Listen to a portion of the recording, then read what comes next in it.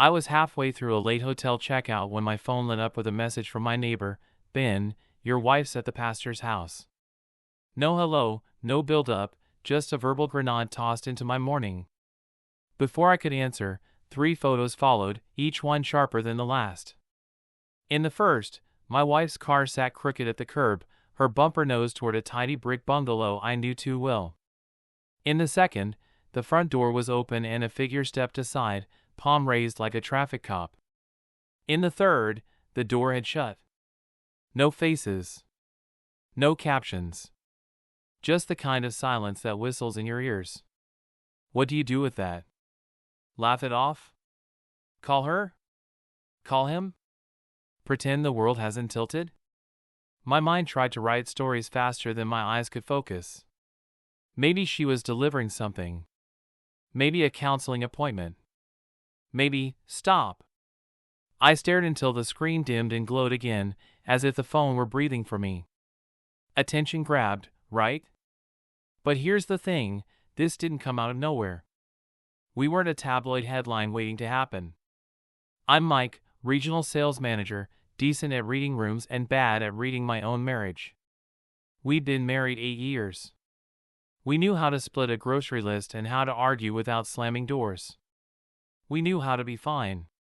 And fine, if you water it long enough, grows a root system no one sees.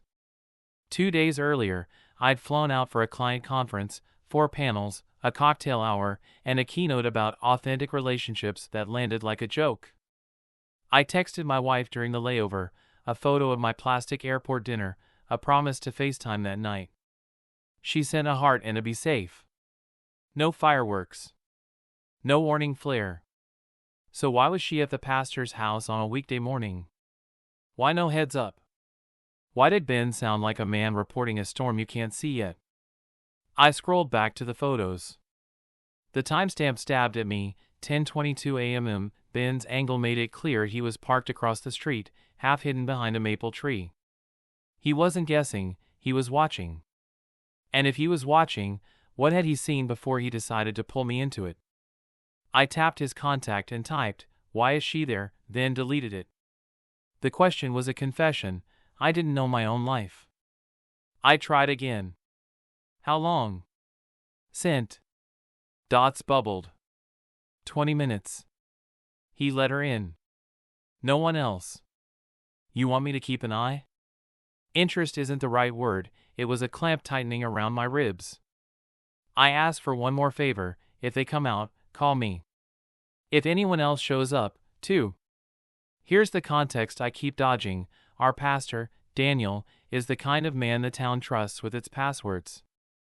Calm voice, chalk-dusted laugh, soccer coach on Saturdays. He married us. He baptized Ben's twins.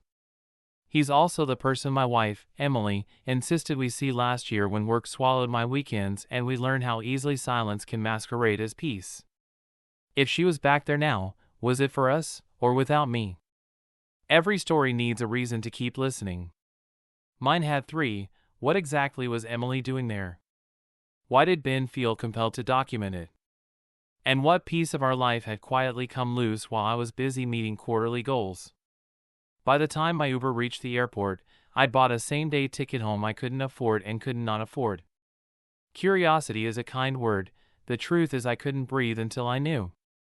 I promised myself I'd ask before I accused. That I'd listen before I judged. But as the boarding call echoed over the gate, I saved the photos to a folder named Truth, because I needed one place, just one, where things would stop shifting. I waited. From the outside, our marriage had the sort of rhythm people mistake for strength. We had a tidy split level on the edge of town, a golden retriever named Buddy, and a fridge calendar so full of dinner plans, dentist appointments, and church potlucks you'd think we were allergic to free time.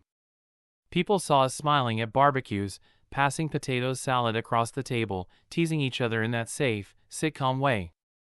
And maybe that was true, on the surface. We weren't newlyweds anymore, but there was still warmth in the small gestures.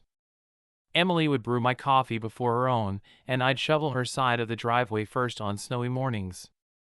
We said love you at the end of every call, even if the last sentence before it had been an argument about whether the trash had actually been taken out. We were fine. And fine has a way of camouflaging cracks. Those cracks weren't dramatic.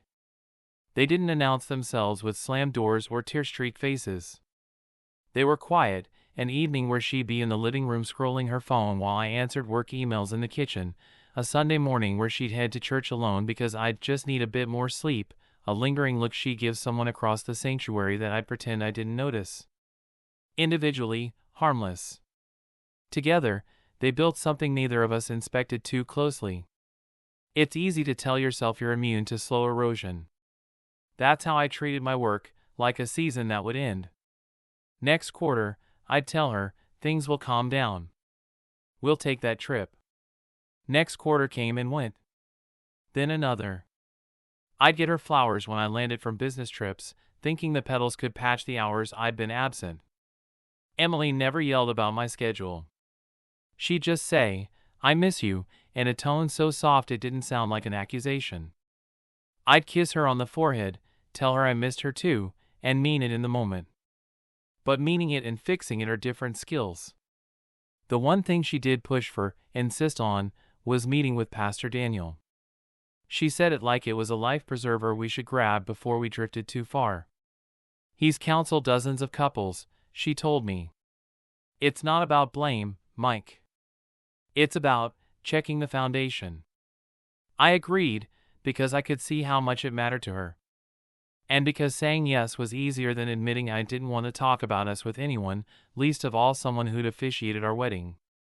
The sessions weren't awful.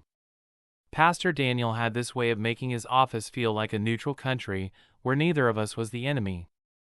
He'd ask about my travel, Emily's art classes, the last time we'd done something together that wasn't on a to-do list. He listened without flinching, even when Emily cried. He gave us homework, date nights, daily check-ins, saying one genuine compliment to each other before bed. And for a while, I thought it helped. We'd laugh in the car on the way home from his place, stop for ice cream even in January, hold hands like we hadn't in months. But life has a way of grinding good intentions down. My work picked up again. Her art classes doubled. The daily check-ins got postponed, then forgotten. If there was a turning point, I missed it. That's the thing about distance, you don't feel it growing until you look up and realize you can't see the other person clearly anymore. I thought we were just coasting. I didn't know we were quietly changing lanes. Looking back now, maybe the signs were obvious. The way Emily's voice lit up when she mentioned something Pastor Daniel had said. How she'd linger after Bible study, chatting with him while I headed to the car. I told myself it was nothing because the alternative was too messy to hold. The truth? Before Ben's text, before those photos, before the spiral of questions, I still believed Emily and I were okay enough. Not perfect. Not newlyweds. But solid in the way a well-worn pair of shoes is solid, comfortable, reliable, and never something you think will fall apart mid-stride. And that's why, when my neighbor's message came through, it didn't just hit like news, it hit like a lie about my own life I'd been telling myself for years. The conference was in Denver, a city I knew only from airport layovers and bad hotel coffee. My company had booked me at one of those generic chain hotels that tries to look upscale by putting abstract art in the hallways. Day one was the usual parade of PowerPoints and panels, punctuated by 2 sweet pastries and forced networking. My mind wasn't on the presentations, though, it was on the flight home I'd already planned in my head, the way Emily and I would spend Saturday morning making pancakes and catching up. I remember standing at the window of my hotel room on the second morning, looking out at a skyline wrapped in low clouds. I'd just ironed my shirt for the keynote and was sipping coffee when my phone buzzed on the nightstand. I thought it was Emily, she always sent a quick good luck before my big presentations. Instead, it was Ben. No greeting, no preamble, your wife's at the pastor's house. I stared at the words, waiting for my brain to add context they didn't have. It didn't come. 3 dots appeared, disappeared, then the photos landed in quick succession. The first showed Emily's gray Honda parked outside Pastor Daniel's tidy brick home, its front wheels turned in toward the curb like she'd pulled in fast. The second was the open door, a man's hand braced against the frame. The third, a shut door, curtains drawn. If he'd sent just the text, I might have ignored it. If it had been just the photos, I might have told myself it was coincidence. But the two together, the urgency of his message and the quiet, damning stillness of the images, felt like a coordinated attack on my sanity. I didn't type right away. My first impulse was to call Emily, but I knew I wouldn't like the way my voice sounded. I also didn't want to give her a chance to explain before I'd had time to. What? To decide if I believed her? To decide if I wanted to believe her? Instead, I called Ben. He picked up on the first ring, his voice low like he didn't want someone to hear. "She's still inside," he said. "Got here maybe 20 minutes ago. No one else has gone in or out." "Why are you there?" I asked. It came out sharper than I intended. "Because I saw her drive by my place, looking like she was in a hurry. Thought maybe she was going to church, but she turned into Daniel Street. So I followed. Parked across the road. Look, Mike, I wouldn't bother you with this if it was nothing." I didn't answer. In the background, I could hear the distant thump of Buddy barking at something, probably a mail carrier, 2 houses away from my own. The sound made me ache in a way I couldn't name. "You want me to stick around?" Ben asked. "Yes," I said. "If they come out, call me right away." I hung up and just sat there on the edge of the bed, the room suddenly too quiet. The little details started to dig in, the fact that she hadn't mentioned visiting Daniel in weeks, the way she'd seemed distracted when we talked the night before, like she was only half in the conversation, the casual love you that suddenly felt rehearsed. The logical part of me, small but still breathing, said there could be 100 innocent explanations. Pastors counsel people all the time. Maybe she was there about someone else entirely. Maybe she was dropping something off. But another part of me, the one that remembered her brightened voice when she spoke about him, kept whispering, "Why didn't she tell you?" My phone buzzed again, Ben, texting this time. Still there. No movement. I typed a thank you I didn't mean and stared at the time on my watch. My flight home wasn't for another 30 hours. 30 hours of wondering. 30 hours of building stories in my head that might or might not be true. By the time the keynote speaker was halfway through his anecdote about turning business failures into stepping stones, I'd stopped pretending to take notes. I was on my laptop, searching for the earliest flight back to my city. The ticket was more than my daily per diem, but I didn't care. I booked it. That night in the hotel, I packed my bag in silence, the glow of the desk lamp spilling across the photos on my phone. I kept looking at the second one, the open door, the man's hand, the space just beyond it I couldn't see. I thought about the way Daniel had once told us, secrets only survive in the dark. Well, I was done being in the dark. By the time my alarm went off the next morning, I'd already been awake for hours. Sleep had been a carousel of half-formed scenarios, Emily laughing in Daniel's kitchen, Emily crying in his office, Emily saying nothing at all. I'd scroll through the photos on my phone every time my mind threatened to drift, like I needed to remind myself it wasn't just a bad dream. The first one, her car angled at the curb, felt almost harmless if you didn't know the context. The second, though, was the one that lodged under my skin. The open door, the figure half turned away, the shadows inside. There was no expression, no identifying features, but something about the posture felt casual. Comfortable. Like this wasn't the first time. The third photo, the shut door, made me itch. It was too final, like a stage curtain closing before you'd had a chance to see the play. I'd called Ben before sunrise, half expecting him to tell me she'd left right after he last texted. But no! She was there for almost 2 hours, he said, voice hushed, like he was telling me something dangerous. Came out with her hair a little messy. I didn't see Daniel. She drove off like nothing happened. Messy hair. 2 hours. It could mean anything, but I couldn't stop my brain from picking the worst meanings first. I sat at the tiny hotel desk, staring at my flight confirmation. Departure, 11:35 a.m. Arrival back home, 3:05 p.m. A cab ride from the airport would put me in my driveway before 4. That gave me about 18 hours to decide, would I confront her the moment I walked through the door? Or would I wait, watch, try to catch her in something that explained, or condemned, what I'd seen? Every scenario I imagined ended in one of two extremes. Either she'd tell me something that made the last 24 hours feel like paranoia, or she'd admit to something that would burn our marriage to the ground. The temptation to call her right then was almost physical. My phone sat in my palm, her contact photo smiling up at me, a reminder of better days. I even typed out a message, "Hey, how's your morning?" but didn't hit send. Any conversation now would be colored by the knowledge I had. And I didn't want her to have time to rewrite her story. Instead, I called my boss, told him I needed to cut the trip short for family reasons. He didn't press, just said, "Take care of what you need to." I booked an Uber to the airport and, for the first time in my life, prayed for turbulence, anything to match the way my insides felt. At the terminal, waiting for boarding, I zoomed in on the second photo until it was nothing but a blur of pixels. I looked for details I might have missed, a reflection in the glass, a shadow that gave away who was inside. Nothing. The truth was maddeningly clean. As I sat there, a plan started to take shape, not a grand strategy, but something simple. I'd go home, act normal, and see if she mentioned being at Daniel's. If she brought it up on her own, maybe it was nothing. If she didn't, then I know she was hiding something.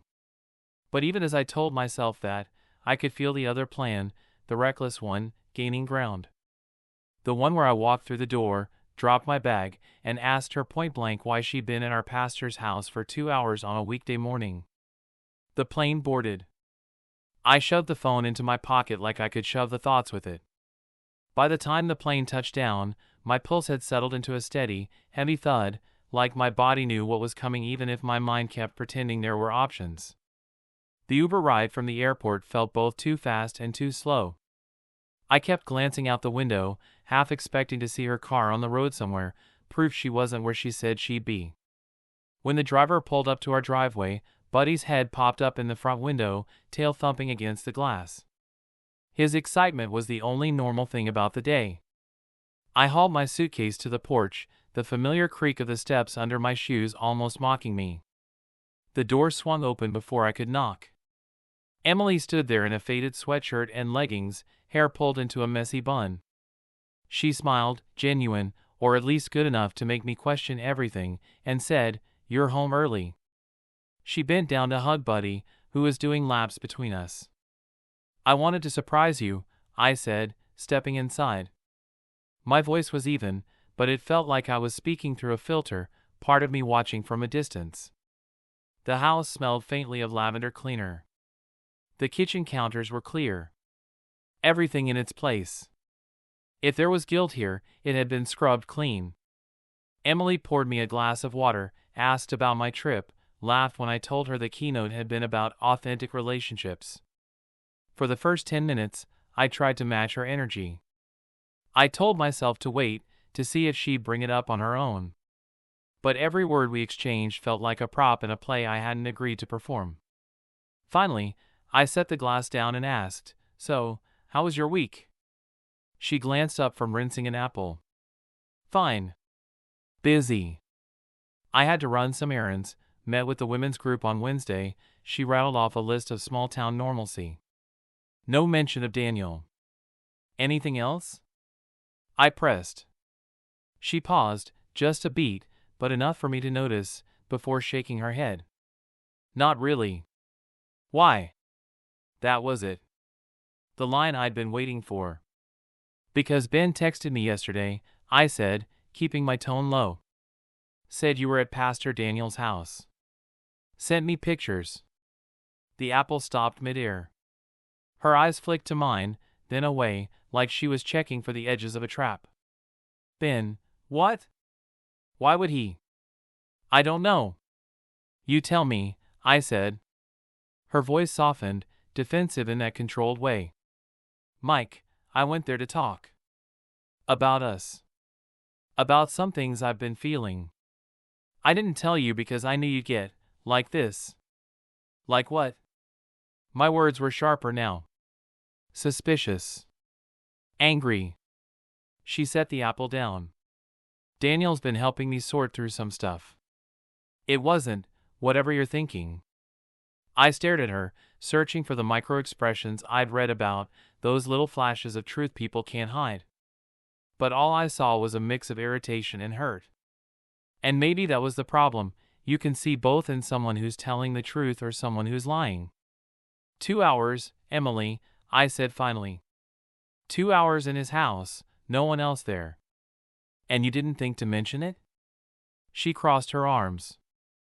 I'm allowed to have private conversations, Mike. Especially if they're about my own feelings. Not everything is a conspiracy. The words hung between us, thick and heavy. Buddy wandered into the living room, sensing the shift. Part of me wanted to keep pushing, to demand every detail. Another part wanted to believe her, to take the easy out and pretend the knot in my chest was just paranoia. But deep down, I knew this wasn't over. Whatever truth there was, good or bad, it wasn't all on the table yet. The next few days were a strange sort of truce. We moved around each other like actors who'd already performed the argument scene and were now just hitting their marks until curtain call. Emily didn't bring up my early return. I didn't bring up the photos again. But the silence between us wasn't peace, it was a placeholder. On Saturday morning, she said she was heading to the church to help set up for the youth fundraiser. I watched her pull out of the driveway, then grabbed my keys and followed, not because I wanted to catch her in something, but because I couldn't stand another day of not knowing. When I parked 2 blocks from the church, I saw her car out front, just like she'd said. I waited, thinking I'd watch her go inside and then head home. But then, across the street, I saw Ben. He was leaning against his truck, a coffee in one hand and a camera slung around his neck. He spotted me, smiled like we were sharing some inside joke, and walked over. Guess we'll see what she's up to today, huh, he said. That's when it clicked. The photos, the timing, the convenient updates. He hadn't just stumbled into this, he'd been watching her. Ben, I said slowly, how often do you follow my wife? His smile faltered. Hey, I'm just looking out for you, man. I know what goes on in this town. People aren't who they seem. The words tasted wrong in my mouth before I even said them. You've been watching her for a while, haven't you? He shrugged, sipping his coffee like it was nothing. Better me than you finding out the hard way. Before I could answer, Emily came out of the church with Pastor Daniel. She was holding a thick manila folder, her expression tight. They walked straight toward us. When they saw Ben, Daniel's jaw clenched. Mike, Emily said, her voice shaking, can we please talk? Without him? She glanced at Ben like he was a mosquito she'd been swatting at for months. Daniel stepped forward. I think you deserve to know what's going on. Emily's been meeting with me because she's been dealing with someone harassing her. Following her. Taking photos. My stomach dropped. Mike, Emily said, it's Ben. He's been showing up where I am for weeks. At the store. At the church. Even outside my art classes. I went to Daniel because I didn't know how to tell you without making it sound crazy. I looked at Ben, whose smirk was gone now. She's lying, he said, but it was weak, almost bored. Daniel pulled out a printed email, dates, times, photos. All from Ben. And not just of Emily, of other women in the congregation, too. The air felt too thin. All the suspicion I'd been nursing twisted into something uglier, shame. Shame that I believed the first voice to feed my doubts instead of the woman I'd promised to trust. Emily's eyes were wet but steady. I didn't tell you because I knew you'd go straight to him. And I wanted proof before we confronted him. She looked at Ben. Now we have it. I wish I could say I handled it with grace, but the truth is I told Ben to leave and not come near us again, my voice low but shaking. He muttered something about just trying to help and walked off. The drive home was quiet. I kept waiting for Emily to unload on me, to ask how I could have doubted her. Instead, she just said, "Next time you have a question about me, ask me first. Not someone else." That night, lying in bed, I thought about the folder in her hands, the way Daniel had stood between us and Ben, the way I'd almost let suspicion rewrite the truth. Secrets survive in the dark, Daniel had once told us. But so does trust. If you don't bring it into the light every once in a while, it starts to fade. We weren't fixed. We weren't perfect. But for the first time in weeks, we were facing the same direction. And for now, that was enough.